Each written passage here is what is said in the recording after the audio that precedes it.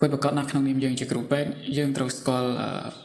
ច្បាស់អ្វីគឺជាតម្លៃហើយជាពិសេសនោះគឺជីវិតរបស់មនុស្សនឹងឯងបើយើងអត់បានយល់យើងអត់បានយកចិត្តទុកដាក់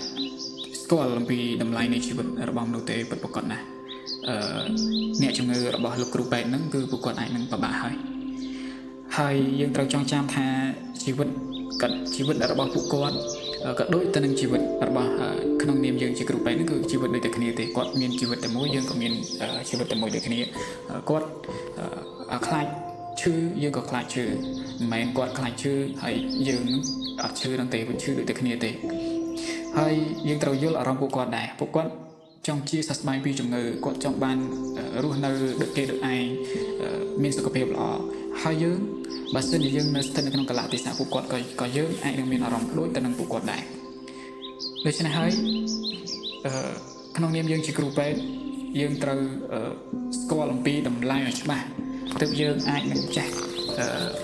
ស្គាល់អំពីអ្នកជំងឺរបស់យើងអាចថែទាំពួកគាត់ដោយយកចិត្តទុកដាក់ដោយប្រុងប្រយ័ត្នគ្រប់ជំហានទាំងអស់គឺយើងប្រុងប្រយ័ត្នទាំងដល់ព្រោះហេតុផលគឺយើងស្គាល់អំពីតម្លៃនៃជីវិតរបស់មនុស្សដូច្នេះជាសារចុងក្រោយក្នុងនាមយើងជាគ្រូពេទ្យចូលយើងប្រុងប្រយ័ត្នគ្រប់ជំហានស្គាល់ឲ្យច្បាស់អំពីតម្លៃរបស់មនុស្សទើបយើងអាចក្លាយទៅជាគ្រូពេទ្យដែលត្រូវបានគេគ្រប់ស្រឡាញ់រាប់អានផ្ទុយទៅវិញបើសិនជាយើងអត់ស្គាល់ពីសារៈសំខាន់អត់ស្គាល់អំពីតម្លៃជីវិតទេពិតប្រាកដណាស់យើងនឹងត្រូវបានក្លាយទៅជាគ្រូពេទ្យដែលត្រូវបានគេមិនគ្រប់ស្រឡាញ់រាប់អាន